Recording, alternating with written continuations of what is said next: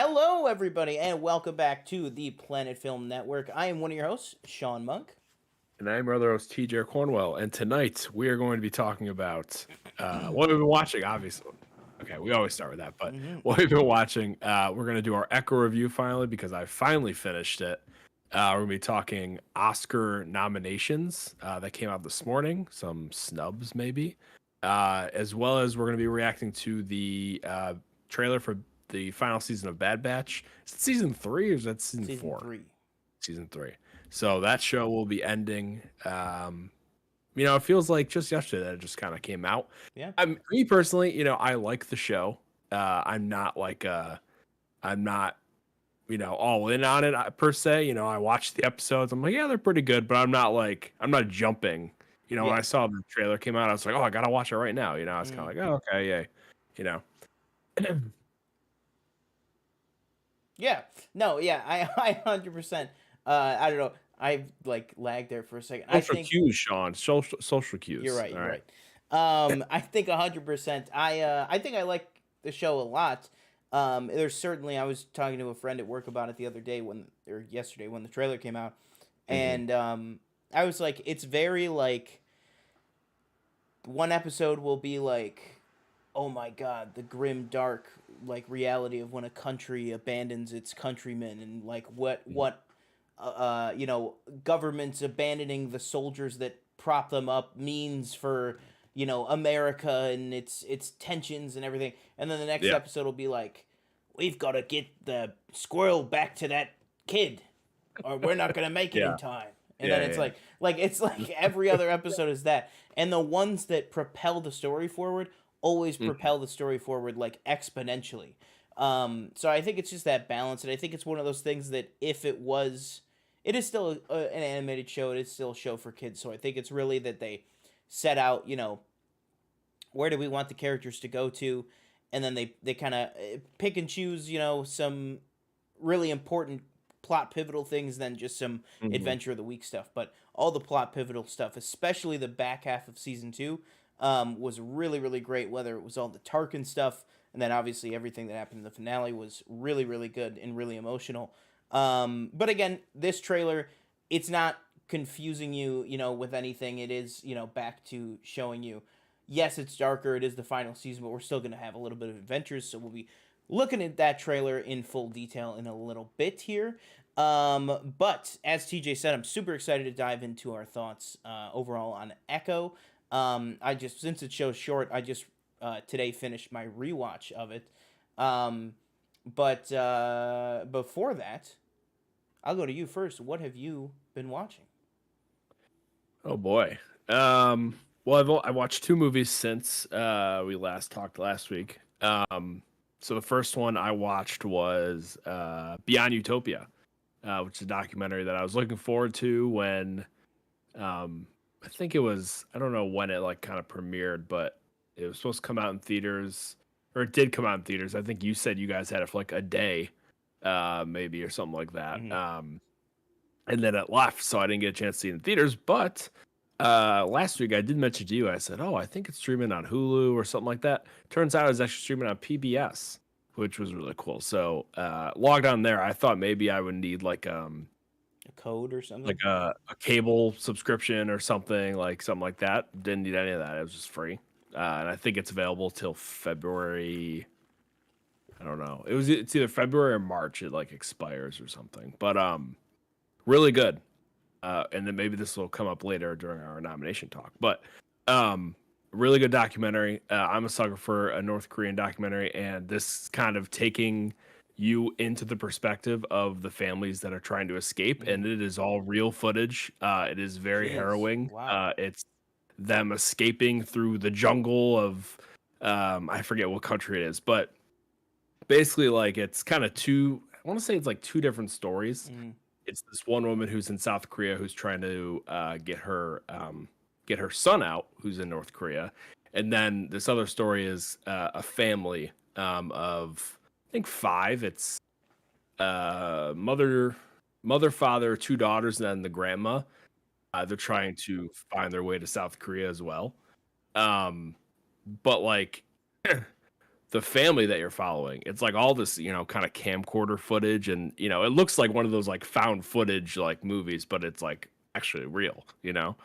And they have to go from North Korea through China and then through 3 or 4 other countries and cross this Holy shit. river to get into, I forget where it is, another country, and then they say we are fleeing North Korea, blah blah, and then the police they're specifically told to say, tell the police you're fleeing North Korea, you don't have any blah blah, and then they get put into the process of becoming citizens of this new country. Wow. But it's like all about getting there and how, and then obviously, of course, they cut in, stuff about the North Korean regime and what it's like to live there and all that stuff. But really, really interesting. I highly recommend it. But yeah, you should definitely check it out. It's on PBS. It's free. I watched like the first 10 minutes because it was late, but they have some of the Ken Burns documentaries on there as well. So I started the U.S. and the Holocaust one, but that's 3 episodes and each episode's like 2 hours. Oh, wow. So I got like 20 minutes into the first episode. I was like, all right, I gotta go to sleep. But really, really good. Really, really, really good. And then the other movie I watched was Resident Evil Resurrection. Oh, there you go. So I got back, went to the library. I just didn't get to talk to me. I just was never in the mood to watch it. So I returned it. So I took out Resident Evil, Oh, here we go. Extinction. Are these some DVDs? These are DVDs. Oh, Yeah. So I took out Extinction. I took out Retribution. And then I took out Afterlife. Oh, Okay. wow. So I've only watched Extinction so far. And I think the next one is Retribution, and then Afterlife's after that. And then I finally got this movie. Haven't watched it yet. Blackberry. Whoa. Thank the good Lord that it was there. Wow. So I didn't have to, go to the other library that had some stupid hours where I couldn't pick this up. But so I will get to those hopefully by next week. Extinction, not great. I mean, I know all of them aren't that good, but I'm kind of pushing through because that I have beaten Star Wars and I've beaten Legend of Zelda, I can finally get back to Resident Evil 4. And I was just interested in the movies. But we'll see, where the rest of the series takes me. And then as far as TV, I watched Echo, and then I watched True Detective episode 2. And I think that's it. I haven't gotten a shot to check out episode 2 yet of Night Country. Is it staying good? Is it keeping you hooked? Yeah, I would say I'm still in. I didn't realize it's only 6 episodes. So that really sucks. Okay, yeah. Kind of a bummer for me when I found that out. So hopefully it stays on the right path. I don't know. After episode 2, I'm just like, Jodie Foster, she's having a good time. It seems like she's having fun doing the show. And she's really good in it. Obviously, everybody else is as well. But I'm very interested to see where this kind of, what's the word for it? Paranormal kind of thing goes, and what's really going on, and see how it. And I'm excited to see also like the connections too when I eventually rewatch. Well, actually, sorry, for the first time, watch season 2 and 3. I don't know if I'll rewatch season 1. Maybe I will. To see the kind of little like interconnections. Yeah, I saw a tweet, I think from Fandom, that after the second episode, because I don't really mind, like, it wasn't even really spoilery, it was just talking about, like, Easter eggs and stuff. It was, like, a list of all the connections to the other seasons that were in episode 2, and there was a lot of them. There was, like, 5 or 6 that they were like, they confirmed that this person with the same last name is, like, a relative of this person, and that the company in episode 2 is the same last name as like the bad guys in the first season and stuff like that. Definitely sounds like bringing it back with this whole kind of like, not really a rebrand, just kind of like a refresh with like the Night Country thing. Definitely seems like they're like, right, we're gonna start tying this anthology together, which I think could go well or could go poorly. I think we'll see. But I have really just been watching 2 things. And that is the first one being Echo. I finished watching that, I think, last week. Maybe I had 1 episode left or something, but now I've finished it, and then because we were going to talk about it today, I rewatched it all, mostly today, just because it is so short. The whole show is only about 3.5 hours. Um, and Daredevil. Those are pretty much the two things that I Mm. have been watching pretty consistently. Is Daredevil? I am like, we are like churning through it. We are on season 2, episode 11, I believe. So we're almost done Mhm. with season 2. And then I think just because I think I really want to kind of dive deeper into the Defenders verse again. I Right. think after season 2 of Daredevil, I think we're gonna jump over and I think we're gonna watch Defenders, and then we're gonna go back to Daredevil season 3. So I think we're gonna go in chronological order, and I think I'm gonna because if I remember correctly, season 3 of Daredevil starts and it's very like, really hope you saw the Defenders, because like Right. things are Yeah. left in very particular ways. So just because it's been so long since I watched the Defenders, and I only watched that show once, just the day that it came out, that I think I'm ready to rewatch it, and then maybe if I'm like, man, I kind of like this Danny Rand guy, Mhm. maybe I'll go back and I'll watch Iron Fist or something. But Yeah. I plan to get to speaking of Daredevil, I do plan to get to like Punisher at some point. yeah, Um I just, there's a lot of other shows that I want to watch, but before he kind of makes his return, yeah, I do hope to finish that show. same. I never finished season 2 of that show. Oh wow. Yeah. So I really, yeah, because those were the last two real vestiges of it. Was I think it was the second last was Jessica Jones season 3, and then the last show I think was Punisher season Mhm. 2, and by then it was just like, it just felt over. So it was like, well, Right. Yeah. it was like, all right. But yeah, and Michelle said in chat, what about Jessica Jones? Yeah, I mean, she's already been name dropped a couple times in Daredevil season 2, because at this point, her show is already on season 2. Or I think maybe Jessica Jones season 2. I think is the next show that technically came out after this. Hmm. Um, but yeah, that's part of the reason why I want to go from Daredevil season 2 to Defenders, is to kind of get reacquainted and get a taste for all the other Defenders too, because like Luke Cage too is another show that like I hardly even remember that series, in vivid detail.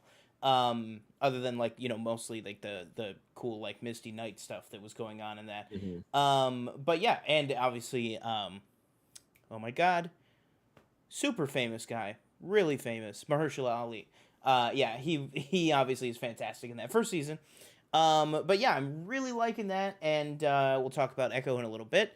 The only movie that I have seen, so to give context to this, let's just say I have unlocked a new ability at my place of employment.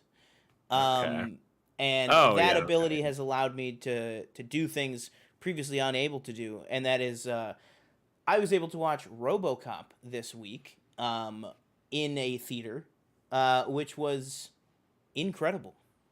It was a beautiful 4K transfer. It was a brand new transfer from Arrow, that just came out last year. I previously had seen RoboCop in 2017 at a local theater here, called the North Park Theater, for its, what would that have been? Its 30th anniversary, Hmm. in 2017, and it was really really good. But compared to the experience that I had watching it this week, it might as well have been they might as well have been playing the DVD, and they might have been playing the DVD, because that was very like, whoa, we are watching an old movie in a theater, and that is Right. awesome. This I repeatedly said to my friend that I was watching it with. I repeatedly said, um, it felt like somebody made a time machine, went back to Mhm. 1987 and made a movie, and then brought it to now. Like that is how crystal clear that whole movie looked. And the best part was when you've seen RoboCop, right? No, I Oh haven't. man. All right. There's a big like robot in it called named Ed 209, and when Hmm. when the missiles fire out of Ed 209's like missile launcher, Hmm. the image is now so crystal clear that you would never have been able to see it in this quality back in the day, that you can actually see in the film itself the wires that the missiles are shooting out of the Oh practical wow. Yeah. robot. you can see the wire pinned right in the middle of the frame, Uh-huh. and it's just crazy. It's one of those things where, like, when you see the super high res images of Darth Vader on set and you can see the fingerprints in his helmet, like, it's like one of Mhm. those things. It's like you would have never been able to see that level of detail back in the day. So that's why it was no issue back then. Now obviously not so much, but um that was really really awesome and I really really liked watching that. But that's pretty much it. It's pretty much all I've been watching. And then I've been playing. I don't know why. I've been getting really back into GTA 5 recently. I've been playing a lot of GTA 5 Oh, all of a sudden. It's pretty fun. that is a good game. Quick news here. I know I pretty much freaked out when it happened because I was watching Daredevil at the time, but Daredevil Born Again seemingly shaping up to just be Daredevil season 4 with now Foggy, Karen, the Punisher, Kingpin, Mhm. and now today Bullseye confirmed to be returning in the show. Oh, That was Bullseye as well. yeah, that was really yeah. Did you see that? No, I did not. Oh yeah, that just broke about 2 or 3 hours ago. Oh, okay. So that was the thing that I literally got up from the couch and I like cheered because I was just Yeah. like, man, that's the one storyline that it was like, Yeah. well, it's great we're getting Daredevil back, but I just wish they would have been able to somehow continue that Bullseye story, and now they're gonna. So what are your thoughts on this? I mean, what level of pumped are you? And I will just say too, we'll talk about it a little bit more. Well, actually, we were gonna do the Bad Batch trailer. I'm fine to just if you want to start talking up Born Again and Bullseye and all this stuff. I'm fine to transition right into some Echo talk. Yeah.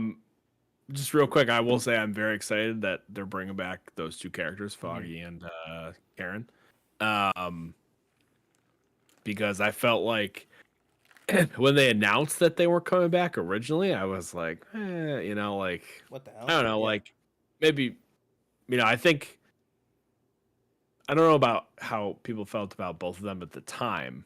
Me rewatching it after it came out a while ago. I really liked both those characters, but I think you told me that people were kind of lukewarm on one of them at least.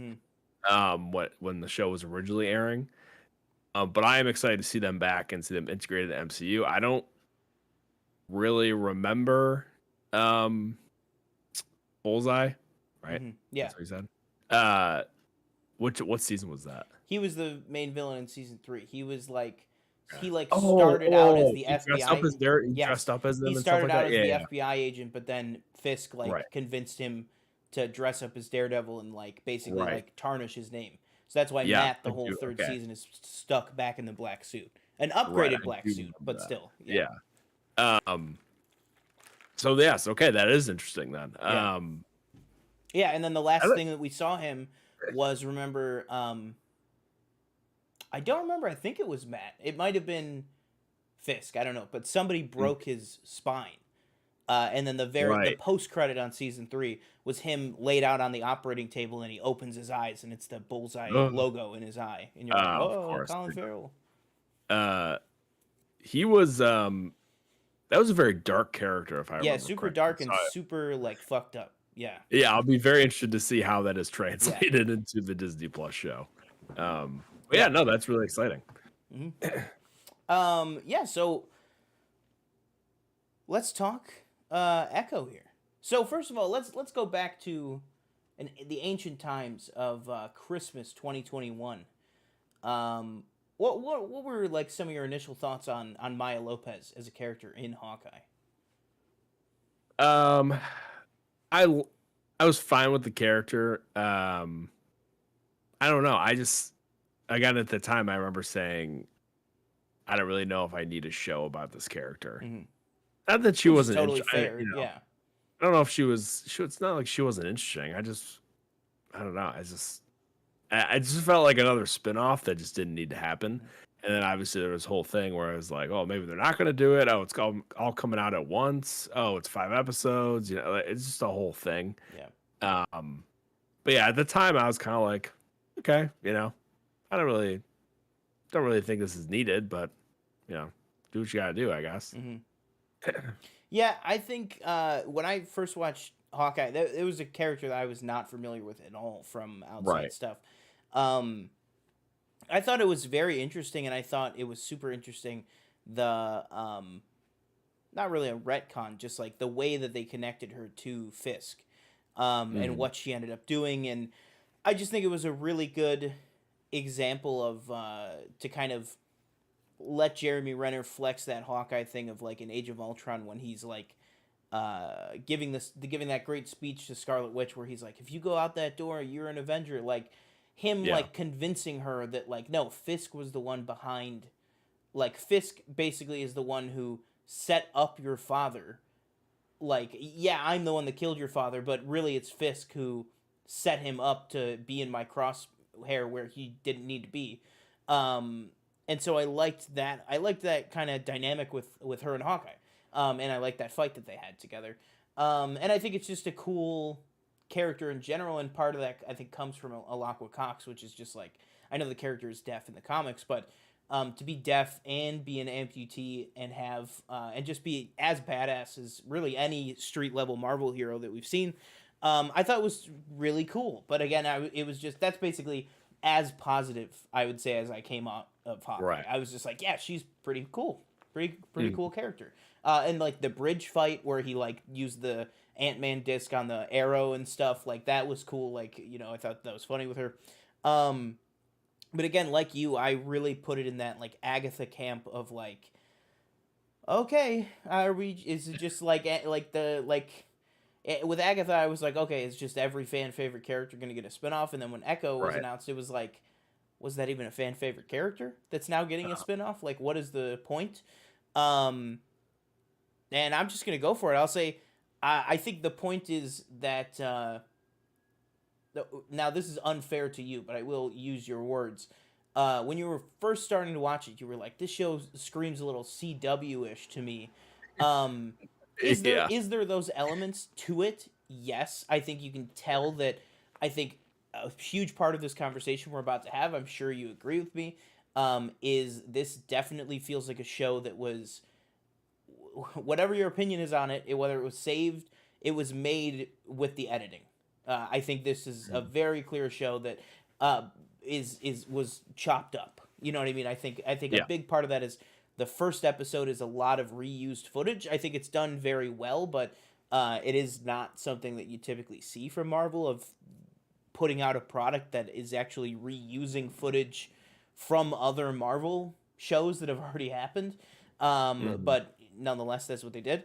Um, that being said, some of those qualities aside, I think that this is like for me one of the best things that Marvel has done on Disney Plus. I think all that being said as well, I think just a thought I had. I enjoyed the show, but I went, man, if any of these things, this one really could have been a great 2 hour movie.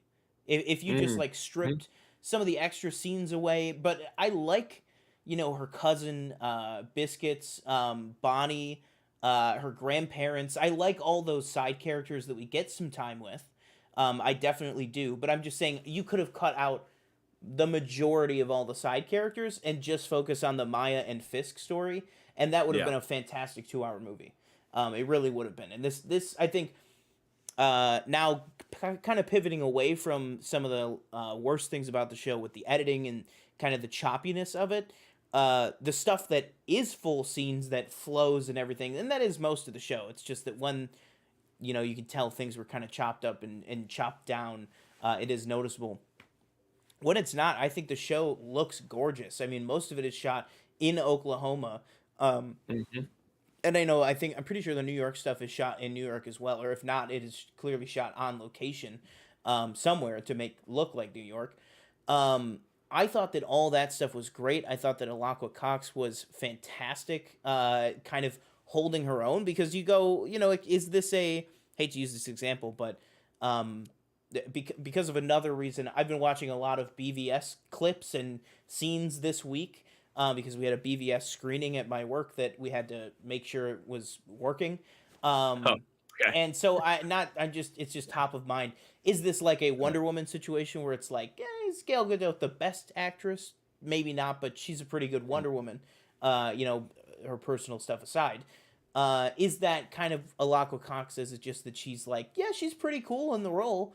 Um, I think that her in this show and her Hmm. being like the anchor of this show really showed that like she owns this character and is a really entertaining presence to watch.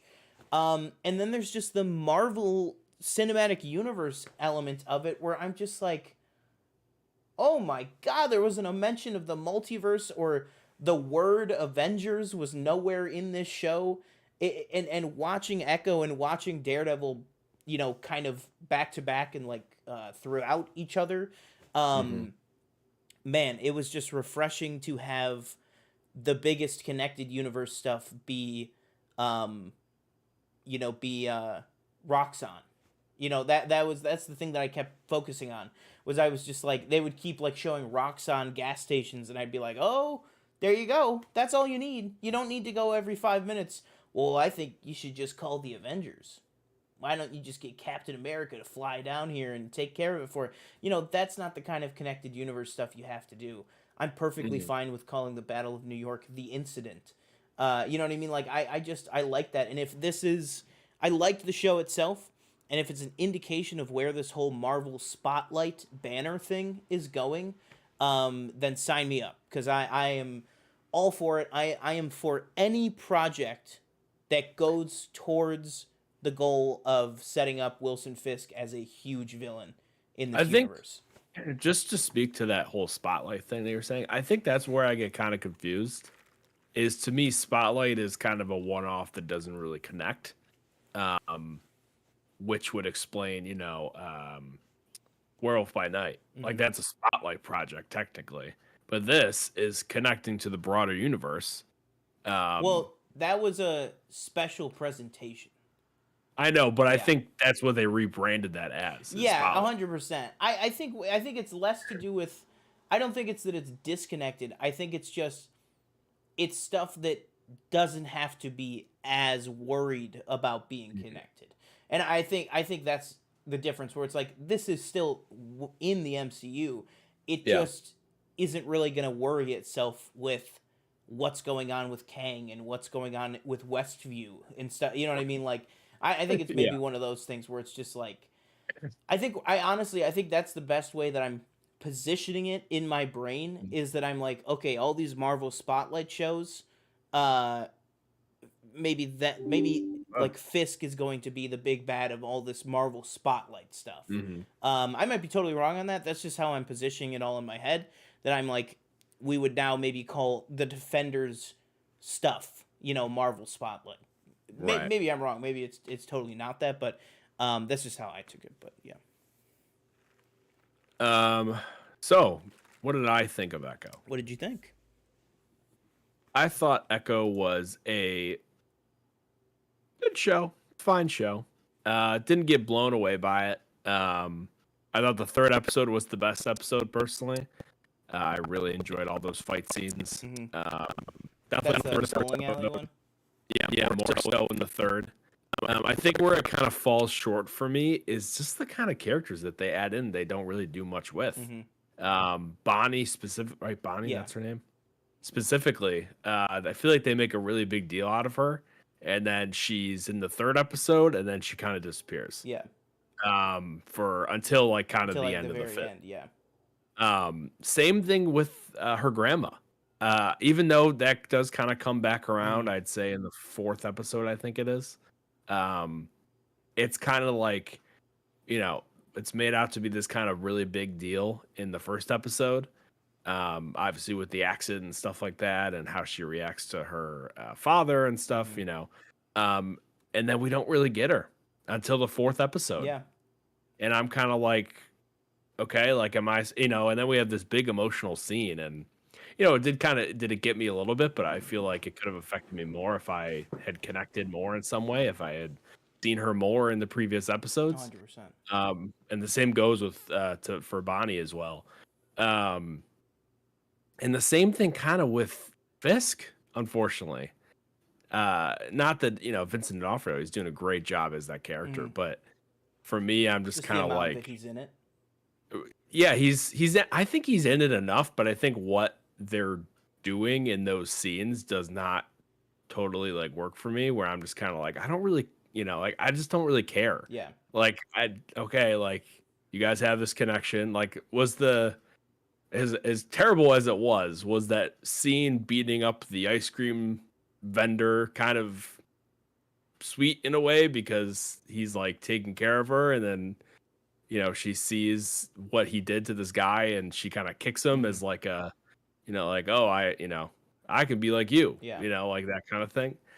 Yes, but like some of the stuff where it's like he comes with he's like, oh, I got, I brought dinner, when he shows up at the house at the end of season 3, beginning of episode 4, or sorry, episode 3, episode 4. And they have this dinner, and then they like talk a little bit, and then he just like gets up and leave. I don't know. It was all a little just messy to me. I think to touch on that, Yeah. I think you are 100% right. Everything you're saying is 100% right. I think for me, I really am like compartmentalizing a lot, which is being probably pretty generous to the show. That I don't think you're being as generous as me, which is totally fine. No. I think I'm being overly generous.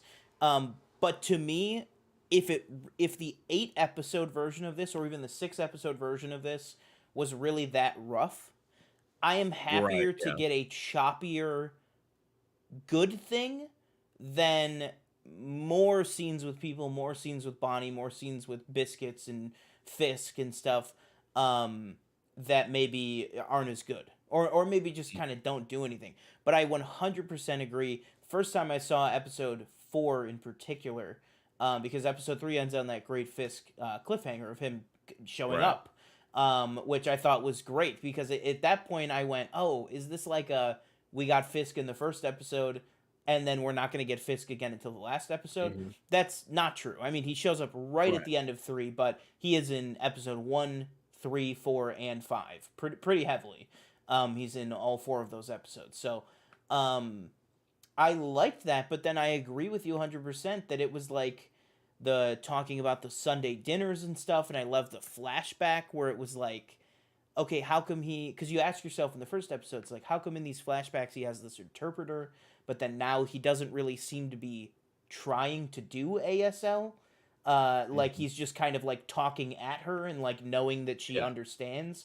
I know, like, just real quick, I know, like, she found the whole kind of contact thing, like, disingenuous and stuff. I've thought that was really cool, but I could see, like, where, like, if you're in a person like that position, where you'd be like, you're not even, like, taking the time to, like, learn it. But at the time, when he gave it to her, I was like, that's actually dope. Like, that it, like, he could just, like, talk and 100%. I loved that. I thought that was really, really cool. I do think maybe the, like, holding her down and forcing it onto her eye is probably like is a bit much, but we got to remember, this is Kingpin. This is a bad guy, and also I forget who it was, whether it was a director or somebody, or one of the 15 writers. I love that too. That's always a good sign that the written by card in the credits is always like 7 names on the show, which is like, it's like written by this person and this person, this person and this person. But somebody behind the production said, Maya is through and through a villain. There's no like, oh, she's gonna turn around at the end. It's like she doesn't really maybe do anything outright villainous to like the civilian people in this movie, or in this show, but she is definitely a villain. This is not like a redemption story. Yeah. You know what I mean? So I find that interesting too, just as like I was kind of like struggling with that as well. I was like, I was like, she's supposed to be a villain, but like I'm like on her side, and I think that's probably, obviously that's like the point. She's kind of like an anti-hero in that way, I guess. Because like you're on the Joker's side in Joker as well. Right. And I guess speaking of that, like, do we know what the next kind of thing she would be in is, or no? I mean, I would put money. There's a report. Like, if you told me she was in Thunderbolts, I'd be like, yeah, that makes sense. Yeah, I mean, I honestly think that would be great. I think let me not talk a million miles over myself, but Mhm. I think it was maybe Daniel RPK or Daniel Richman that someone was reporting right before we went live that Haley Steinfeld just re-upped a new contract with Marvel, and that it Mm. includes a Hawkeye season 2. So I think you Okay. could see Yeah. Echo pop back up in Hawkeye season 2. I think you could see Fisk continue to be a threat, and I do think that maybe Fisk would be a good person to be in a Young Avengers project. Maybe not as the main Mm. villain, but maybe the villain of the Young Avengers is working for Fisk. If Bullseye wasn't already a character that's really just kind of a one-on-one villain with Daredevil, I would say that like maybe somebody from the Daredevil comics that could act as kind of an underling to Fisk could be Mhm. a good villain for them.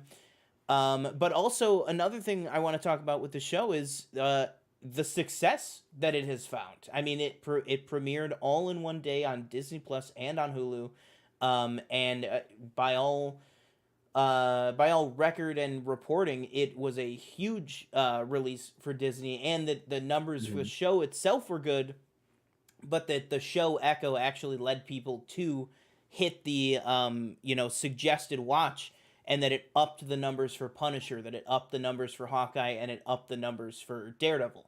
And I just think that's awesome. I think that's Yeah. fantastic that it did that.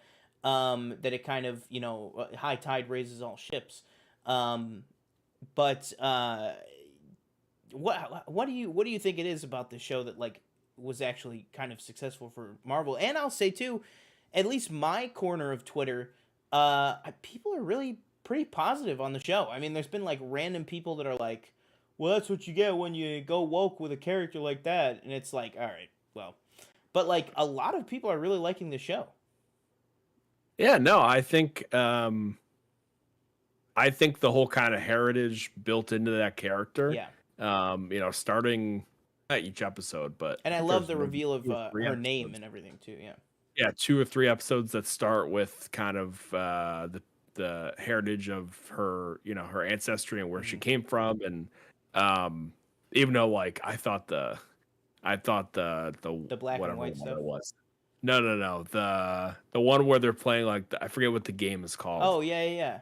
You I didn't thought like that that? one went on. That one it just went on Oh, long. okay. I I don't see. think it was I that love good. that Lon Harris actually, because I messaged Yeah. you about that scene when Uh, I was first watching it last week. I was like, dude, episode 2 starts with like this like native civilization that like I've never mhm. seen portrayed on anything. And then a couple days ago when I was doing the rewatch, Lon Harris from Screen Junkies put out this great tweet thread about that scene where he was just like, it's kind of crazy that like most times when you see native, like hundreds and hundreds of years ago, native populations, it's always right before, the colonizers come in and like wipe them out. This was like Mhm. hundreds and hundreds of years before that, to where Right. it's just like, what did a Native American society look like an indigenous society when they were just completely thriving in their own element? So I Right. do remember that going on quite a bit. I think it's like at least a 10-minute sequence in probably a 40-minute episode. Mhm. But I just liked it. I was just like in for seeing what they were showing, and I liked too that the what's it called, the I forget what they call it, but the like celebration, the like festival that they were having in the finale, kind of visually looked a lot like that game that they were playing. It kind of visually looked a lot like that same area that you saw in that Mhm. episode. So I thought that was pretty cool. But yeah, overall, I liked the emotional elements, especially like with the emotional stuff with her mom coming in, at the finale, with just like her, essentially not actually her mom, but just thinking about her mother. I thought was good, but I did also, just to go back to the negative. I agree with you. I was hoping for a little bit more of a strong resolution to her and her grandmother. It's just very like, I don't want to talk to Maya because of everything that's happened, and then it's like, well, we got to talk, Yeah. and then they were just like, And then it gets like resolved, then it just like ends, and it's yeah. like, okay, And like again, I what think that happened? comes to, I think there was a lot carved out of this show that I'm Right. sure was there. Another thing I was just thinking, what'd you think of the uncle? I really liked his character. Wait, which one? Um, the guy who owns the The mall or old runs guy? the mall. Oh, the one that. Oh, Oh, him oh, too. oh. Sorry, him. Okay, yeah. I He's the think grandfather the that way. grandfather's name is Scully, and then you're Yeah, talking yeah, about Henry. right? Right. I Yeah, I like both of loved Henry. I loved them. both of them. Whatever Echo is in next, I would love to have the whole family back. I think it's another really charming kind of family that has now been introduced in the MCU. Um, but if Maya were to show up in a Hawkeye season 2 to maybe help Kate this time or something, Mhm. I would love if Henry came with her. I just think that I thought that actor was really, really good and really charismatic.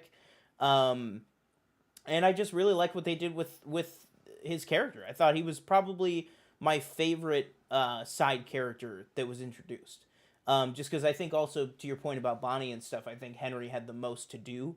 Like he had probably the most active role of actual scenes to have. Mhm. And I thought his chemistry with Alaqua Cox was really, really good. But yeah, what was it? Oh yeah, and then in the finale, the kind of like booyah moment that he gets with the shot that he takes in the finale against the guy with the RPG. I thought that was like a really good like fist pump, like yeah, like when he just like shoots him off the roof. I thought that was really great. But yeah, um, anything else on Echo? Would you Um, want to see an Echo season uh, 2? Straight up. uh, Well, I just don't really think I need it, yeah. unfortunately. What'd you think of the mayor thing? Nah. Uh, really, I thought it was great. I think it goes right into Daredevil Born Again. I mean, Not gonna that's lie, I was really like, didn't they do this in one of the Daredevil seasons already? as did I, and no, they did not. I Okay, in season 1 of Daredevil, I was seemed like, very familiar. yeah, in season 1 of Daredevil, I was like, what the hell? Like, Hmm. then again, I do remember he has a lot of press conferences in season 3. Hmm. But I don't think it was ever for like a mayoral thing. I think it was more just like I am out of prison because I have been vindicated. Like I think it was maybe one of those. But I'm about to start watching Daredevil season 3, so I guess I'll know sooner rather than later. But I just am really into Wilson Fisk right now, just with everything that I've been watching. Um, Yeah.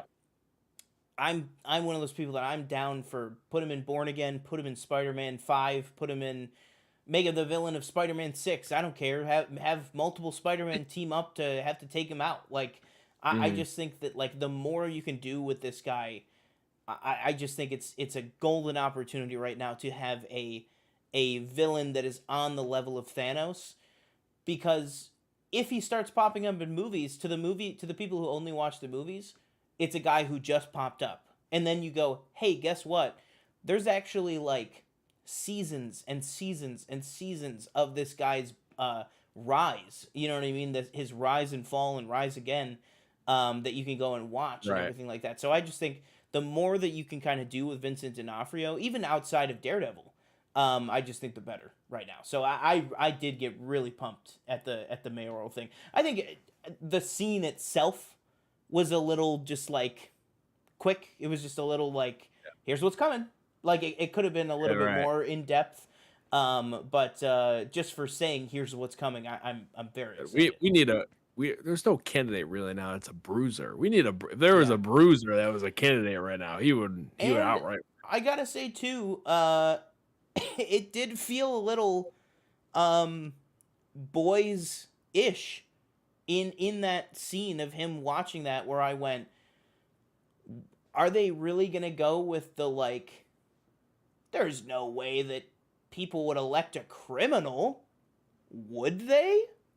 That wouldn't happen. That's too far fetched. You know what I mean? Like I think They could. as well, yeah. Ever? I just think as like as interesting as the timing is on that, I think it's going to be very interesting. I think same. Mm. Then I say the boys because the same way that they kind of treat Homelander, like I'll say it. I'm not afraid. What is he going to do? Come to my house? The way that they treat Homelander like Trump, I think it's very interesting if they're going to kind of go that way with Kingpin and go like, you know, well, we think you're a criminal. Like I don't care if you Right. did get out of prison. Why should we elect you? And then see, what New York decides. I guess. I just think it's a really interesting chance for storytelling.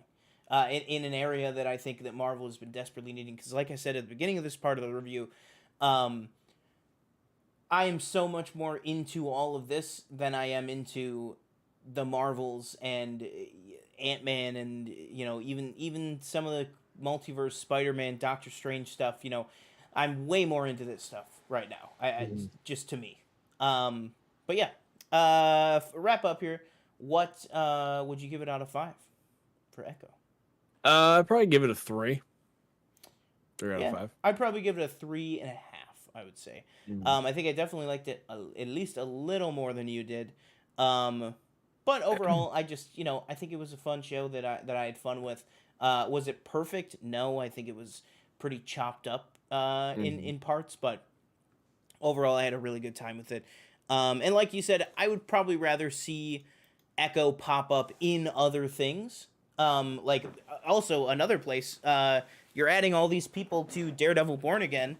If you're not going to have Elektra because of where she kind of ends up, put another female presence in that show and have Echo be part of Daredevil. Just make Echo part of that world.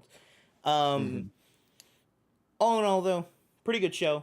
Let us know, what did you guys think of Echo down below in the comments? Are we crazy? Or am I crazy that I liked it so much? Maybe I am. Also, last thing, I know that you heartily disagree on this.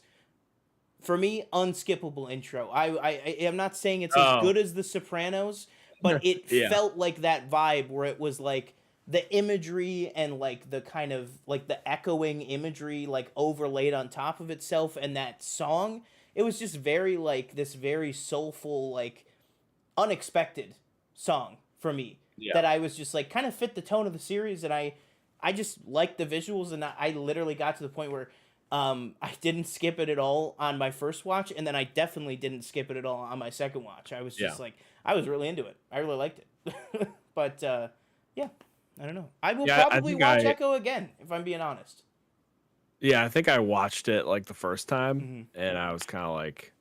It is long. It's one of those intros that it's like a full 2.5 minutes. Right. But to me, it was worth it. All right. So, next up here... speaking of Disney Plus, we have the brand new trailer for the final season, which is crazy because this season is going to end on May the 4th, 2024, and the final season of Clone Wars ended on May the 4th, 2020. So it's crazy that this entire show will have come and gone in just the span of exactly 4 years, which is pretty wild to me. But that being said, let's go ahead and just dive right into this trailer for The Bad Batch Season 3. If I can get it pulled up.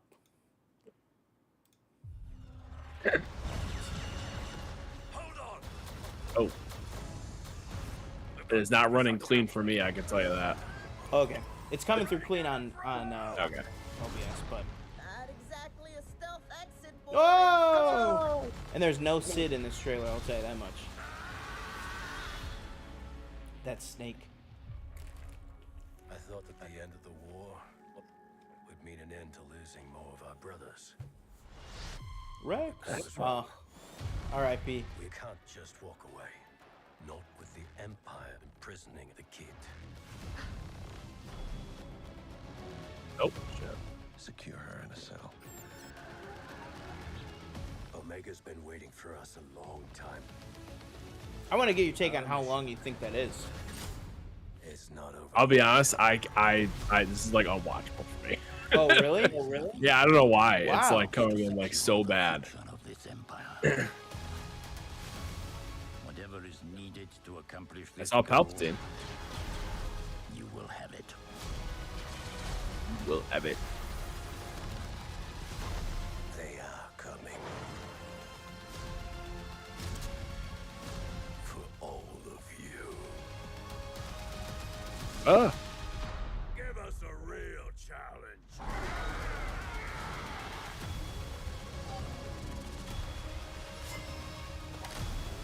Everyone down! We're not big on following orders.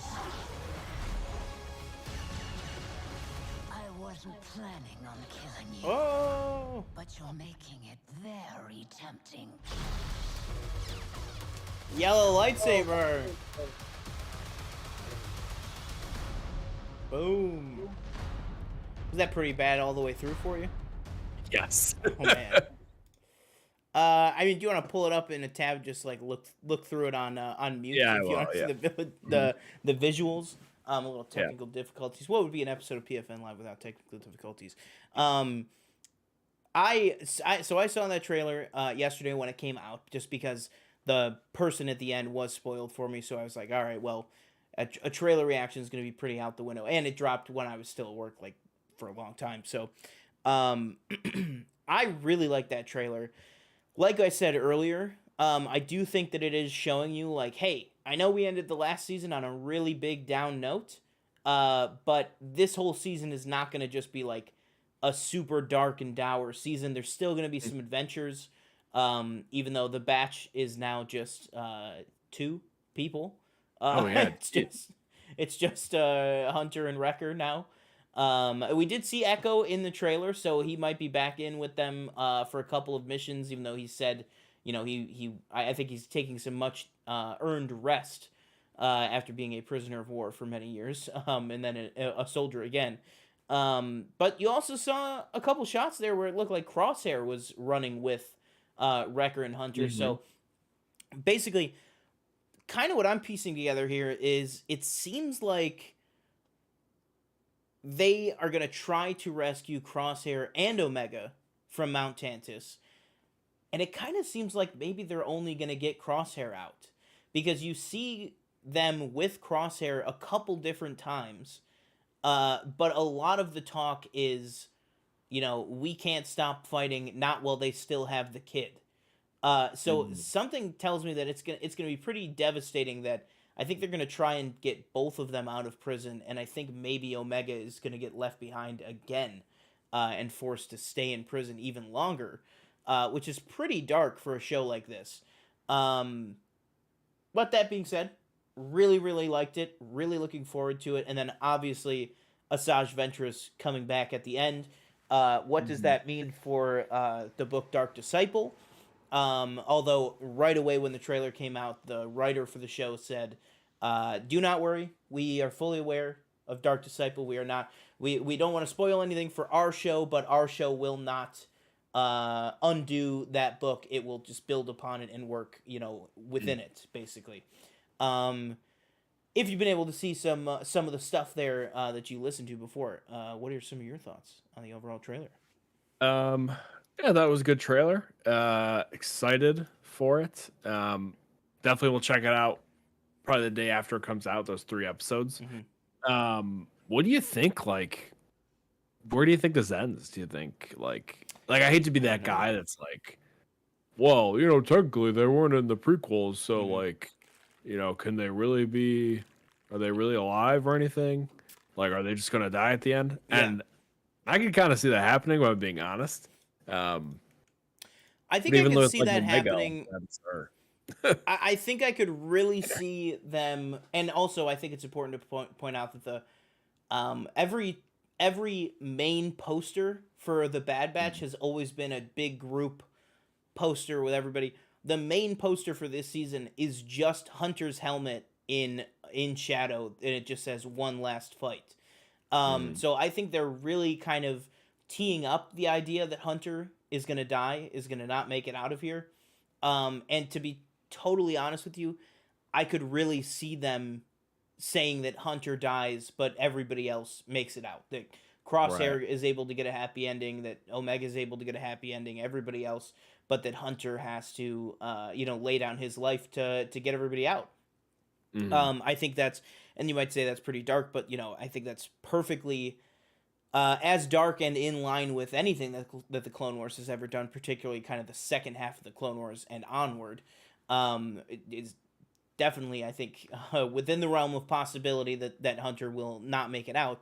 But that being said, I don't think it's going to be like a, bloodbath for everybody. I don't think it's going to be like multiple people are dying, multiple people are getting left behind or anything. But yeah, I'm just excited to see what goes on. And like I said, I'm really excited to see kind of the timeline of things, because when we first met Omega, she was about 10. There's parts of this trailer where she looks like she's like 17 or 18.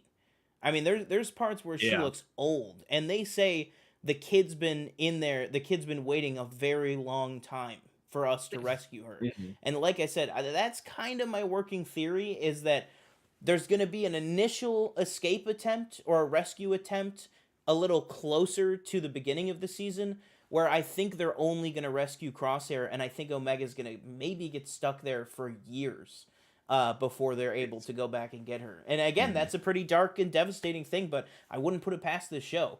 And then your favorite guy, what's going on with Palpy? I mean, we are getting full-blooded multiple scenes of him in person after, you know, just that one kind of hologram message that he did in the second season. But this is a full-on him with, again, to the timeline of this, of how many years post Revenge of the Sith we are. He's walking around looking like it's or looking like it's Return of the Jedi, with the Imperial Guards in their full robes with him and everything. Like, Right. So I'm thinking this is quite a bit on from Revenge of the Sith at this point. Do we get Darth Vader? Does he show up for the second time in this Clone Wars kind of timeline after he was in the Clone Wars finale? What do you think? What do you think's going on with Palps, and will we see Darth Vader? Or even Tarkin again, or any of those guys? Yeah, I mean, I don't really know what's trying to think, like, I don't know if I can say like what's going on. Obviously, they're just going to be, you know, trying to protect, you know what I mean, not protect Omega, but protect her as value wise, from, you know, escaping or whatever. Yeah. I don't know about Vader. I don't know. I don't really think you need it, honestly. Like Clone Wars, it made sense, you know, at the end of that season. Obviously, I don't know if you really need that at the end of Bad Batch. And if he does show up, I think it'd be, you know, kind of again what you got in season 7 of Clone Wars. Maybe a little longer than that, Yeah. because season 7 Clone Wars is like, that was like 2 seconds. But I don't really think he's needed in any way. Yeah, no, I 100% agree. I think, like you said, I think it would be, if anything, it would just be kind of like a nod, you know what I mean, to like have him next to the Emperor or something, and then at that rate, it's like, do we even do it? I think a much more interesting thing to kind of connect everything is, depending on how far we're going in the timeline, maybe a fresh-faced into the Empire, you know, Lieutenant Thrawn could be more interesting to maybe pop up, to see a very young Thrawn early in his days in the Empire, maybe even Eli Vanto. I think that would be. I do think that's more likely than Vader, and I think that would be even more interesting, because that's really an area and a time period of Thrawn that we've never seen. We've read that in the books, obviously, the Timothy Zahn, the new canon novels, but we've never really seen that before. So I think it would be cool. That would be my pick if I was to put any kind of original trilogy character into the Bad Batch that I would want to see. Is it would probably be Thrawn. Thrawn in the Clone Wars style, I think would be pretty cool. And you'd have, of course, Lars Mikkelsen doing the voice. But yeah, overall, I think that was a pretty fun trailer. Or I like that they were just like, here's the trailer, it comes out in a month. You know, it wasn't like, you know, here's the trailer, it comes out May the 4th. They were like, here's the trailer, the finale is May the 4th. You know, and I think that opens the door for the questions that you and I have been asking of what is the Star Wars schedule going to look like. And I think if we're already getting all of Bad Batch out of the way and done before May the 4th, that leaves things like Acolyte open, Tales of the Jedi Season 2, and then ending the year with, you know, Skeleton Crew. I think there's going to be plenty of time to get a lot of Star Wars in this year, which is exciting. Another thing that is exciting was getting up very early at 8 this morning to watch Zazie Beetz and Jack Quaid live announce the Oscar nominations. Were you able to watch this live? Was not able to watch it live. I thought it was at 9. Okay. So I looked at my phone and I saw the nominations rolling in. I was like, oh shit. So I started, you know, tweeting them really quick. Yeah, you got them up there, right? But no, I did not watch it live. Yeah, 100%. I watched it live. I think this is like the 9th year in a row, probably, that I've made sure I watch it live, at least listen to it live if I've ever been at work that early. I've definitely been having it, playing on my phone and listening. Mm-hmm. A lot of stuff to go over here. The first thing that I want to talk about, and we're not going to go through every single award, just because we went through a lot of that stuff last week when we were picking our nominations on Gold Derby, and I want to go through a couple of report cards here. So we both got our report card from Gold Derby, and I will say that because they like email you or something like that. Yeah. Or did you just? Oh, okay, cool. and I will say, because so yours is a little complicated. So I'm going to give you a handicap of 10%, okay? Okay. Because I didn't really think about the fact that because you only selected the winner for some of your below the line ones, Right. it might mess with the percentage, but I know Oh, what it doesn't do is like the one that you only picked your winner on, when it does your report card for that category, it doesn't give you a 1 out of 5. It doesn't count the 4 you left blank as zeros. It just means that Right. you got whatever percent it attributes to it. So, with you having a handicap, so I'm going to add 10% to yours. You got a score overall of 50.38%. So 50% of all your nominations came out. No, I would say that's pretty good. I mean, I think Okay. that's the other thing I guess I've been not really watching, but just because I need more Mance in my life now that Enterprise Incidents is done. I've been going back and actually watching all of last year's FYC coverage that I just didn't watch for whatever reason. And last year for Mance's Gold Derby for nominations, he only got I think 30 something percent. So it's pretty hard, but I will pat myself on the back here. I think I've really been trying to pay attention to everything and do a good job. But I will say, I think the one thing that really killed me was my faith in Disney, because Wish did not get a nomination, and Once Upon a Studio did not get a nomination at all for Oh wow. Okay. Yeah. what is that, animated short. So I got a percentage of 70.83, and I was pretty impressed with that 70.83. I will say I was fully expecting somewhere in the 40s for myself, and but a big part of that is I texted you this. I went full 10 for 10 on my Best Picture nominations, as did you, I believe. We both went full 10 for 10 on our Best Pictures. Yeah. So with our kind of Gold Derby wrap up of how we did with last week's show out of the way, let's hit up some of these nominations. Now, I do not want to kill my voice too hard, so let's go ahead and trade these off, and let's just read out the nominees and just kind of talk about it in that fashion. So, the snubs and everything like that, we'll just kind of cover it category by category. So starting out first here, we're going to talk about actor in a supporting role. I was very happy to see Sterling K. Brown there. We got Robert De Niro for Killers of the Flower Moon, Downey Jr. for Oppenheimer, Ryan Gosling for Barbie, and Mark Ruffalo for Poor Things. In terms of me, the only difference between mine and this list is I did not have De Niro. I had Defoe. I had both Poor Things guys getting in. But they, whether they split the vote or whatever, or if just the love for De Niro is just that strong, we got De Niro and Ruffalo in there in those spots. But I do think that those two probably some of the weaker ones in terms of being a lock. I think the Gosling and Downey were a pretty big lock, and I think the last couple of weeks Sterling K. Brown's been a pretty big lock. But any surprises here for you? I haven't seen American Fiction, so I Same, honestly yeah. I didn't even know Sterling K. Brown was in that movie or anything. So that was a surprise to me. But other than that, I don't think so. I don't think did I say Willem Dafoe? I can pull it up. I don't think I did. I can't imagine I did, because I definitely had Mark Ruffalo. And I think I probably figured that maybe the two of them would cancel each other out or something like that. But no really, nothing really shocking to me. You actually did go 5 for 5 in this. You did have Nice. Sterling K. Brown. Oh, well, that was one that I just was like, I don't know. Yeah. Just throw him in there. Yeah. No, good call. Good call all around, I feel. All right. Next up, we can do costume design, makeup and hairstyling.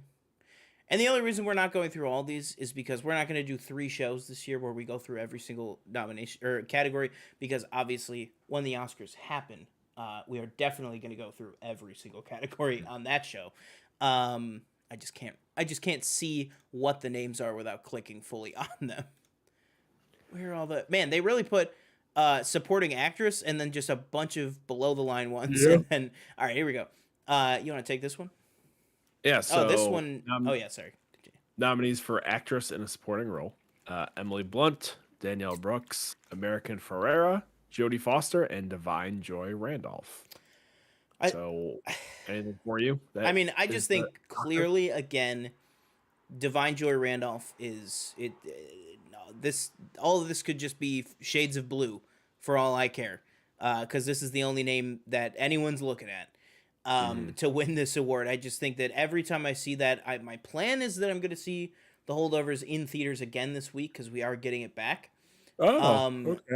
I just don't see Divine letting up any steam in the race at all. Obviously, America Ferrera getting in there is a pretty hot button issue on Twitter today. I will say, not a hot button issue, more so just like the fact that she got in over some other people, and the fact that she got in and Margot did not.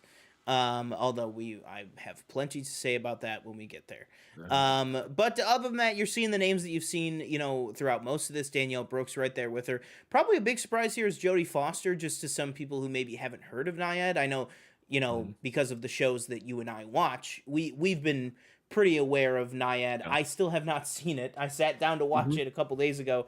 Didn't have the time to. But I know you've seen it. But we've been talking up Naiad. Naiad's been on our radar, at least just the two of us, for quite a bit here. But I was seeing a lot of people a little surprised at Annette. I believe Annette Bening got nominated, right? Didn't she get nominated for Best Actress? She did get nominated. I saw a couple people a little surprised at Annette Bening and Jodie Foster getting nominated, and I was like, I think it's pretty gonna be. They were really good in the movie. Yeah, like I said when I kind of talked about it real quickly when we were going through our top 10s 2 weeks ago. They're both really good. unlikable. Naiad. I just in the movie, like I was like, I cannot stand her. Like and apparently she's not. There's reporting maybe she's not the most pleasant person in real life either. So to that point, Annette Bening, good job, I guess. Yeah. But no, they're both really good in the movie. Do I think Jodie Foster's going to win? No. Do I think Annette Bening's going to win? No. I think this is probably a 3. If it is a 3-horse race, it's Emily Blunt, America Ferrera, and Divine Joy Randolph. But I'm going to guess that Divine Joy Randolph probably has it pretty much locked up at this point. Yeah, I agree, 100%. Let's see.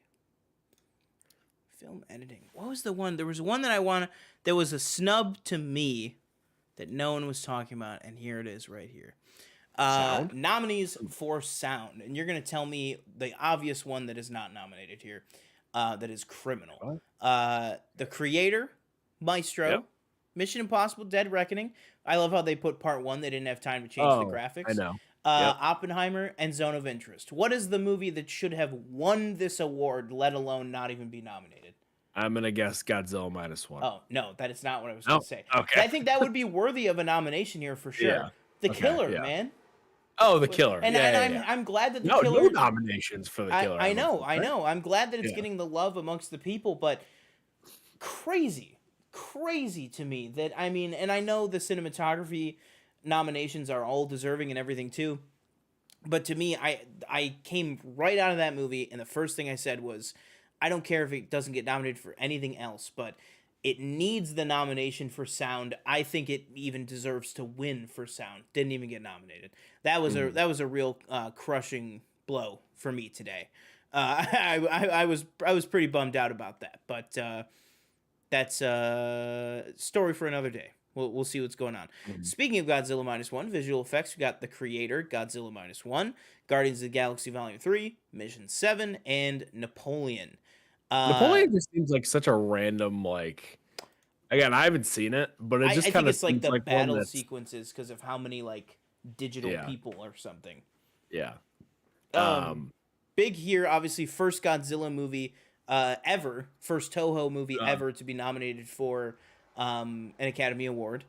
First Japanese film ever to be nominated for visual effects yeah. award. So pretty big there. Who would you give this to? I would probably go to creator. Hmm. But I think it's between Godzilla and the creator, Yeah. personally. Honestly, I would be Me. fine with any of these three. Yeah. Like Mission, I loved. I just for this award, I don't think there's no comparison to these. Mission is Mm. great for other reasons, and has good visual effects as well. It's just so much of it is real. It's like it definitely should go to these three. Just in terms of taking things that don't exist and making them look like they exist. I don't think any three movies did it better than these three this year. The creator, Guardians, and Godzilla minus one.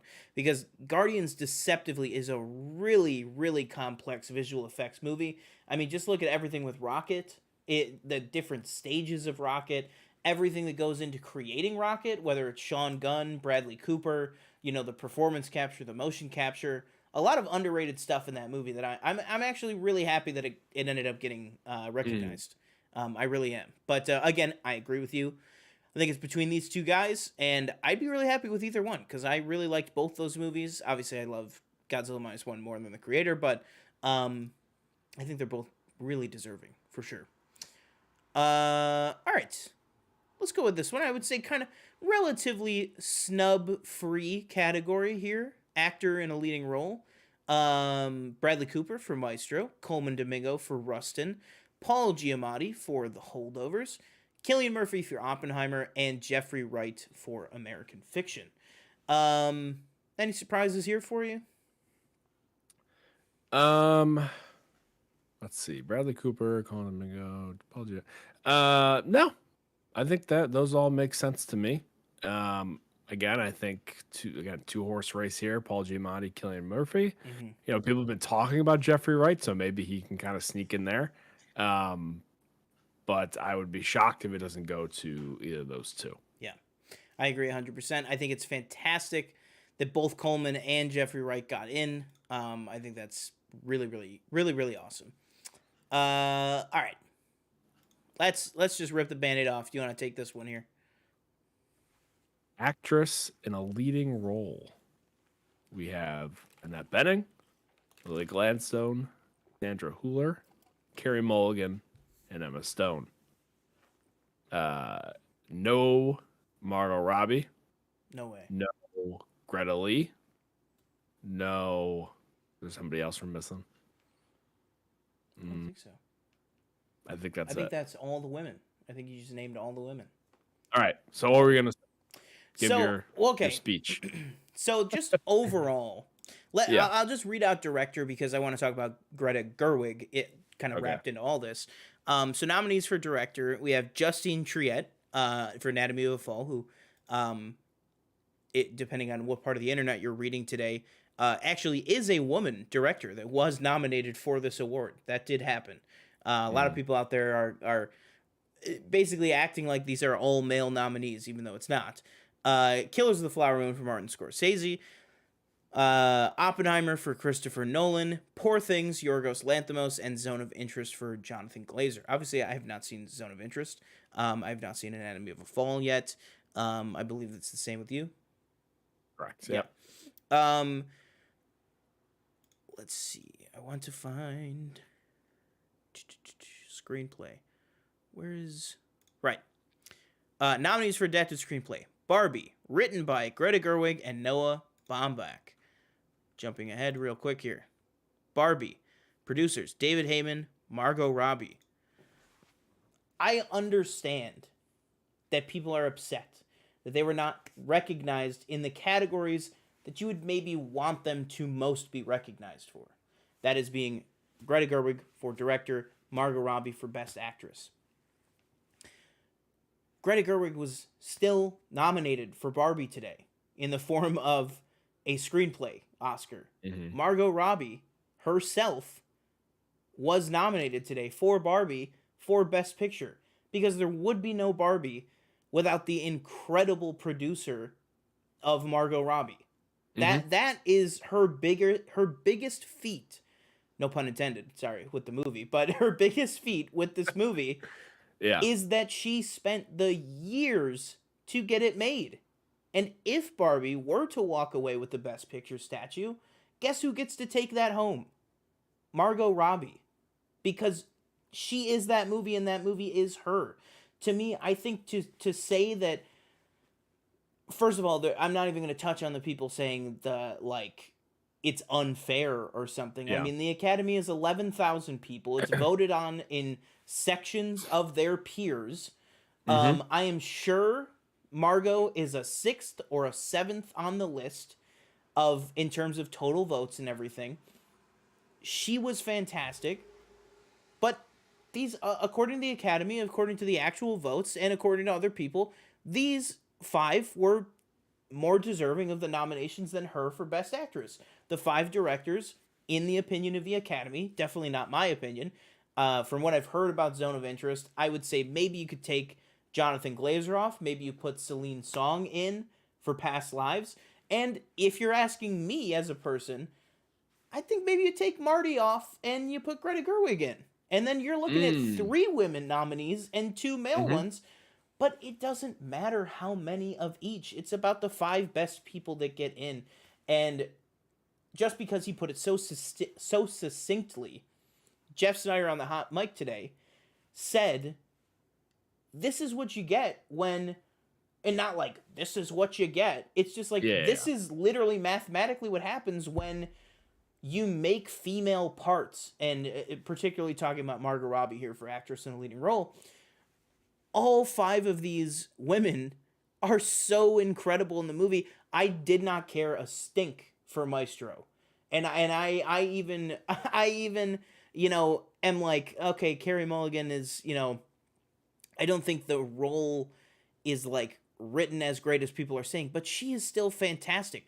Me personally, I would have put Margot on here over Carey Mulligan. I think that Margot had the better performance in the movie Barbie, but that's not how they went here. And I think that that's totally fine because A, they were nominated in other categories, and B, in the eyes of the Academy, these are the people that they thought were getting in. I mean, kind of the joke tweet that is going around about this is breaking news, Margot Robbie snubbed in Best Actress category a role or a category famously dominated by men. It's like she lost to 5 other women. What? How can you say they're so misogynist or something for not nominating her? It just makes no sense. It just really makes no sense. It's that whole thing of kind of how misconstrued the whole word snub has become. Although I will say, to some people, you could consider this to be a snub because I think a lot of people were expecting her to get nominated, but I don't think it's something that you should be blaming the Academy for, and it's definitely not something that America Ferrera and Ryan Gosling should feel the need to go online to denigrate the Academy. Yeah, that really, I'll tell you, man, that really set me off when they did that. I was just like, that is the level that you don't do. In my opinion, because I was like, what should have happened is everybody should have gotten together and they said, what should we do here? And it should have just been a statement by Greta and Margot saying, we are so happy particularly Margot, since she is the producer of the movie, and she really has to back everyone involved, including Greta. It should have just been a statement from them saying, we are so happy for everybody that got nominated from our movie. It felt so wrong to me reading the America Ferrera note and the Ryan Gosling note that were just basically I'm sorry that I got nominated. I don't know why they didn't nominate you. As if it's some hit job by the Academy to not nominate Margot or something. When, as I said multiple times now, they were nominated, just not in those categories. But I've talked way too much about this. That's just my 2 cents on the snub stuff for Barbie. I think it's a little kind of ridiculous in my opinion. But I'll let you go. What are your thoughts? What are your thoughts? Yeah, I mean, I'm not. I can't really add much to what you said. I think, like you said, they were nominated in other spots. Maybe not the ones that they necessarily wanted to be nominated in, but they did get nominated.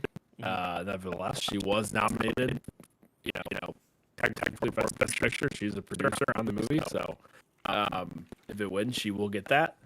But yeah, I didn't see the American Ferrera one. I didn't read the Gosling one. I saw that he like had written something out. But yeah, I don't think that doesn't seem necessary to me. Yeah. And it's almost kind of like, again, did he like kind of put in there where it's like, I'm not trying to say like the 5 people that were nominated that they were worse than what Margot was like that. Right, I hope yeah. that wasn't in there in any way. That's the like, thing that's not in there. or that he I don't know, because how people misconstrue things where it's like, oh well, it must be Ryan saying that the 5 others sucked and Margot was better. 100%, but and neither of them said that. But at the same Right. time, well, then what are you saying if not that? Right. If you're saying why weren't they nominated, you're by mathematical. Yeah, I mean these categories are a zero-sum game. If Margot Robbie gets nominated, someone else doesn't get nominated. So it's like if you're saying like it's crazy that they didn't nominate her, well then you must feel that there was someone in there that needs to be taken out. And then you're getting into like why are we even putting out statements? Today is a day to celebrate all these people. That's just my take on it. But I think the internet just gets a little worked up into a frenzy over stuff that maybe isn't too much of an important thing. In my opinion. Yeah. Right. Last up here, Best Picture. We both went 10 for 10. Both had a pretty good feeling that these would be the 10, and we both were right. So first up here, we got American Fiction. I'll take the left if you want to take the right. I've got American Fiction, Anatomy of a Fall, Barbie, The Holdovers, and Killers of the Flower Moon. And we also have Maestro, Oppenheimer, Past Lives, Poor Things, and The Zone of Interest. Yes. Like you said, no surprises here. I think it's Oppenheimer's. I don't really think. Again, people are saying American Fiction. Again, I haven't seen it, so I don't know. Yeah. So that could make a push. But I really do think it's probably already set for Oppenheimer. If I were to trying to think, I don't think I would like remove anything. I don't think there's anything I would kind of kick off. I haven't seen Anatomy of a Fall. People say that's great. I haven't seen Zone of Interest. I don't know.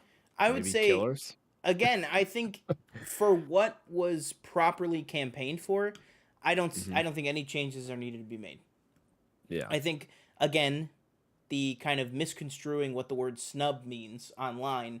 A lot of people out there saying nothing for Iron Claw. Got to pay attention to how these campaigns are run. Far too late. Movie came out right. A24. You go blame them. Yeah, exactly. 100%. You're 100% right with that. Movie came out too late, and when I say movie came out too late, it's not like they told them when to release it. A24 chose how to release it and when to release it. It should have hit TIFF. That should have been the premiere. If it premiered at TIFF, if you got Zac Efron with Josh Horowitz early on for Happy, Sad, Confused, if you got Zac Efron at Hot Ones, you gotta run these campaigns. You know what I mean? You gotta make these things happen.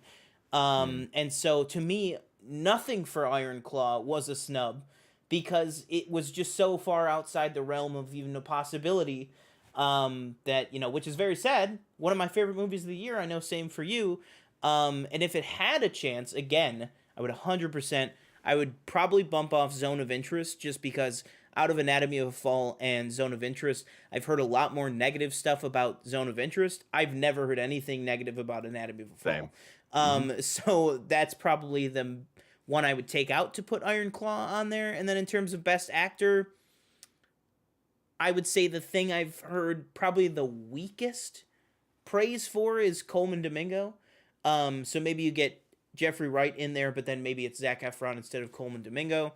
Maybe that would be how you would kind of shake out Best Actor. And then for me, I think super easy. Where is supporting actor? Where did that go? Where's De Niro? There you go. I think super easy for me. I take out De Niro and I put Holt McElhaney in there. If they had a full-fledged campaign for Ironclaw, I think that Holt McElhaney easily delivered the more chilling and disturbing and just all-around better performance than De Niro for me. I mean, I know I'm pretty negative on that movie, but you know, overall, it's the Academy. Not surprised to see Killers of the Flower Moon so heavily nominated here. And yeah, can you see it? Can you just find score real quick? yeah. That maybe if you want to bring up, are you thinking of a snub in that one? Yeah, I don't know if it can. I mean, I guess to me it's a snub. I don't know if it really counts as a snub. Trying to remember what the nominees were.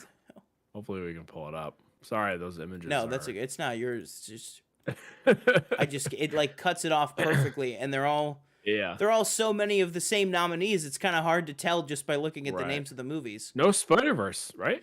That or was Spider-Verse. No, sorry, no Spider-Verse on Wait. score. You mean? No, animated. Oh, sorry. Yeah. No, Spider-Verse is there. No TMNT. Oh, no TMNT. Yeah. That was, right. You know what? Super good for Elemental, by the way, getting on there. That's got to be the absolute like comeback story of the year. Is just how much that had. Oh, there we go. There's best score. Kind of a surprise here is with Indiana Jones. I mean, I get it. They want to get John Williams as close to that that breaking that Walt Disney record. That's the one I'd be like. No, 100%. I would take out Indiana Jones. Give me a -1 on there. Dude, give me okay. Killers of the Flower Moon, I will admit the score is pretty good. If I'm making this list, again, I haven't seen American Fiction, so I don't know anything about that score. So I'm not gonna count that. All the other four I have seen. I'm taking out Indy, I'm taking out Killers, I'm putting on Across the Spider-Verse, and then maybe that last spot I'm giving to you know what, actually, I think Godzilla could deserve it. I could see that. I would put Mission in there for another nom for Mission. That score in Mission Impossible is pretty freaking wicked. Like that airport scene when it's just him running for his life and it's just swelling orchestra for 8 minutes of just uninterrupted action. And the fact that happens like multiple times in that movie where it's just beautiful action visuals with no other sound but the score.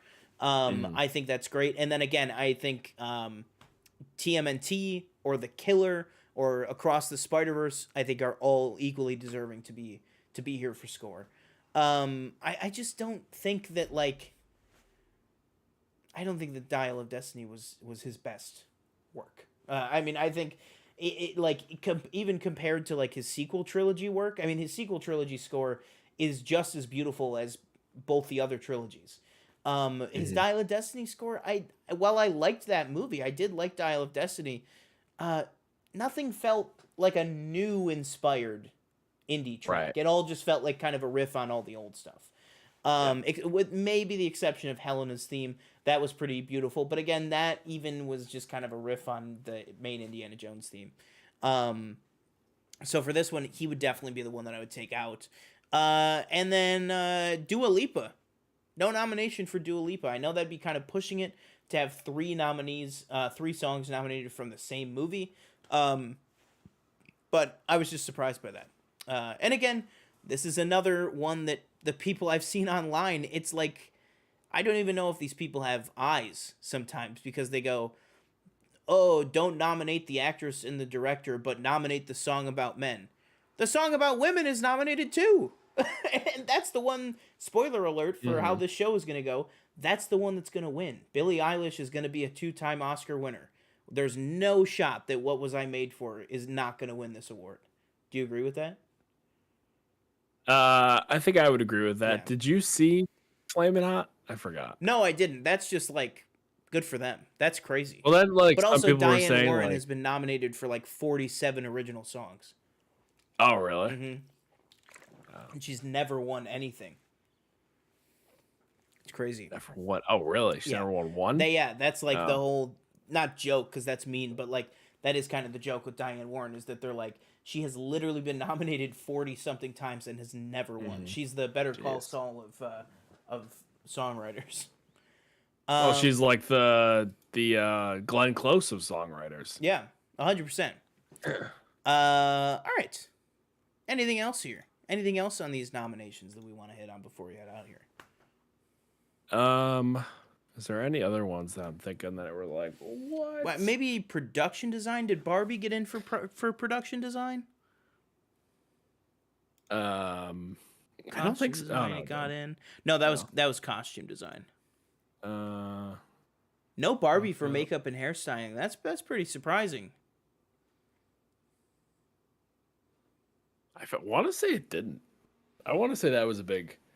It did was get a in big for thing. production design. Oh, it did. Okay. Yeah, so it was but still nothing for makeup and hairstyling. That's pretty surprising, to be totally honest. Oh, this was a big one for production design. It wasn't Barbie, Asteroid City. No nominations at all for Asteroid City. Although I am sticking heavily by my thing. No nominations for Asteroid City, but Wes Anderson is winning his first Oscar on this Oscar For the Sunday short? for the short. 100%.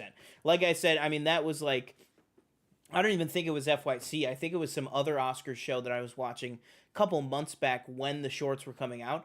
They were like, I'm telling you right now, Wes Anderson's they are not putting any campaigning behind Asteroid City. They are going all in on the short. That short was fantastic. I really liked it, but it was designed to get this Oscar. You know, it was like, you know, I'm gonna the What are all his other movies designed to do? Exactly. But yeah, I do think that Wes Anderson's gonna walk away with a statue, just not for Asteroid City. But yeah, there is our talk of the Oscar nominees.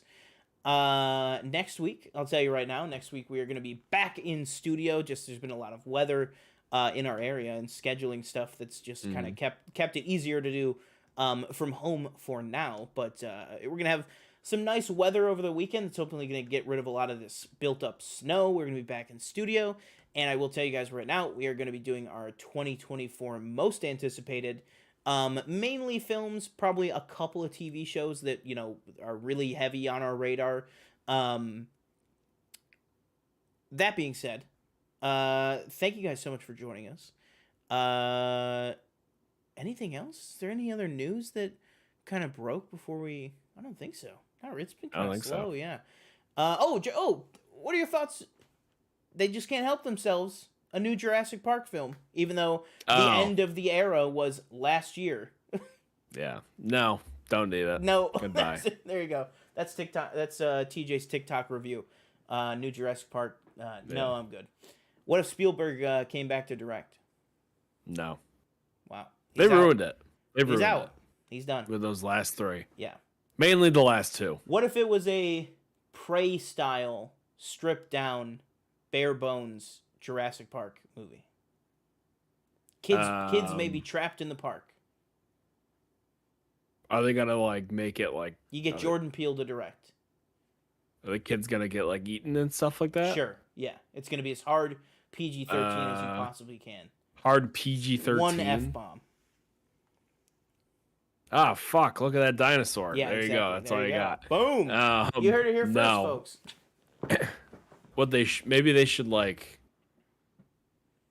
I don't even know. I'm trying to think of like a good kind of reboot type thing that you could do for a new Jurassic World. I think that's the issue that they ran into with making the last trilogy. Yeah. Like, that's the thing, though. I get that. We know it's a bad idea, but let's do it anyway. That's what the characters were saying in the movie. No, literally, it didn't work last time. Let's keep doing it. There has never been a franchise that the franchise itself is being actively described by the characters within the movie. You never, you just thought about whether you could. You never stopped to think whether you should reboot Jurassic Park twice. But that being said, it is the writer of the original film. So he adapted the original Michael Crichton novel. That's pretty cool. But again, there is no new Michael Crichton novel, so it's like you're running out of ideas. You've had 6 movies to come up with a Yeah. great idea for a sequel to Jurassic Park. Maybe this, or I guess you've had 5 sequels because the original was the 6th. So maybe the 6th time out, the 7th movie overall. Maybe they'll come up with something. But Maybe. Hold on, let me think. Gears are turning here. Let's say like we set it.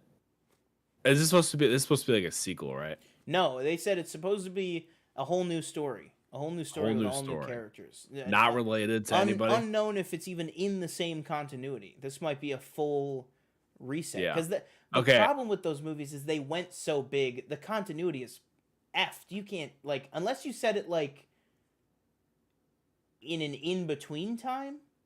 You know what I mean? If it's like a prequel or something. But sorry, continue. Let's take like. I'm trying to hold on. I'm gonna get there. I'll send in my draft. Okay. I don't know. Like, I think I can see the prey thing working. Yeah. It's just like, what are you making the, like, is it like a raptor? Like, what are you making the predator, I guess, is the point. I mean, maybe a raptor makes the most sense, but maybe But like, my thing is like, if you're doing it that, it's like set in, whatever. When was that movie set in, Prey? Like, the Stone Age? yeah. Are you giving a raptor like heat vision goggles and a rocket arm or something like that? Like, what are you making?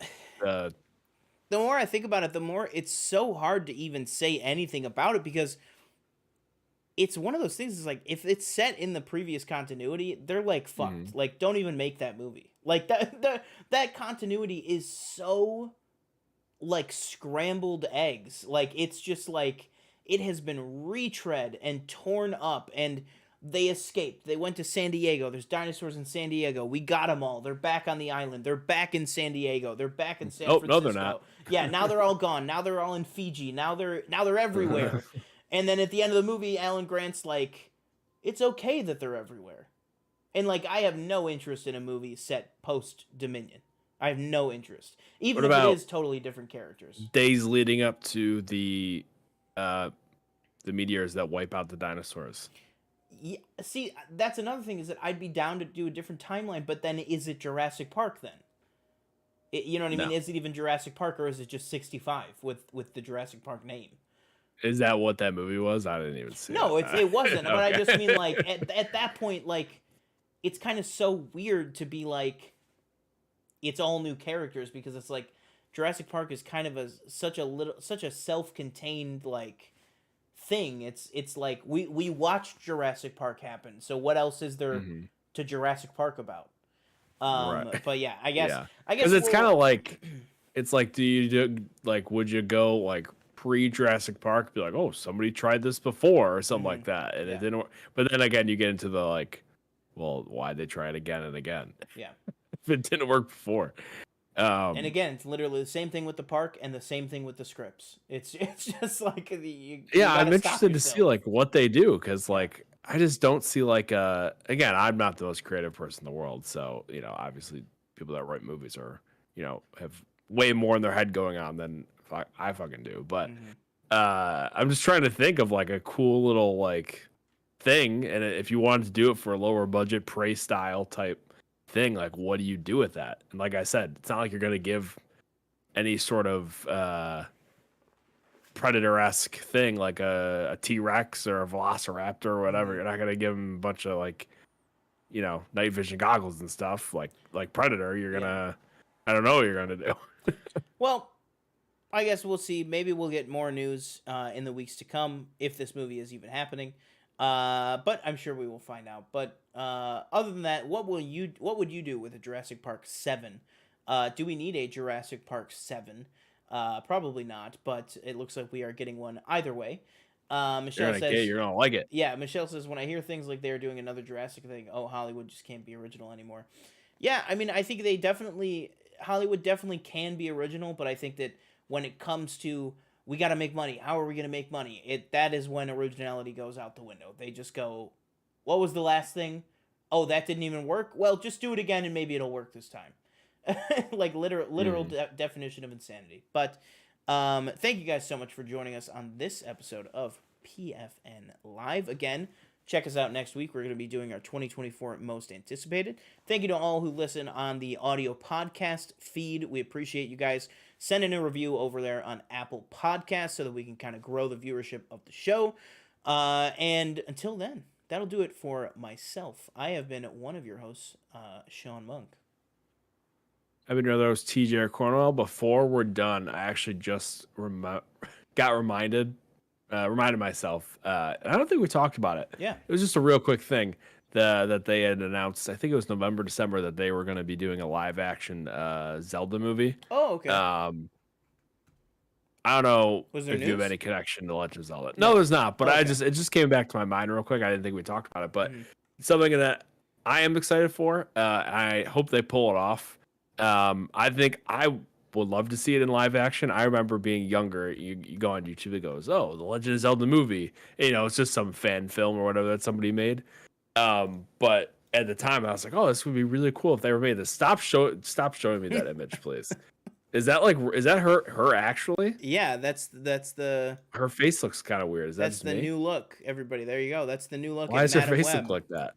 What do you mean, man? That's Madam Web's look. It looks like she looks like that spider from Yes, I know exactly. Is it Bugs Life or what is that? I know exactly what you mean. The white movie face show. Yeah. What is that show? It's not from A Bug's Life. It's from something much scarier.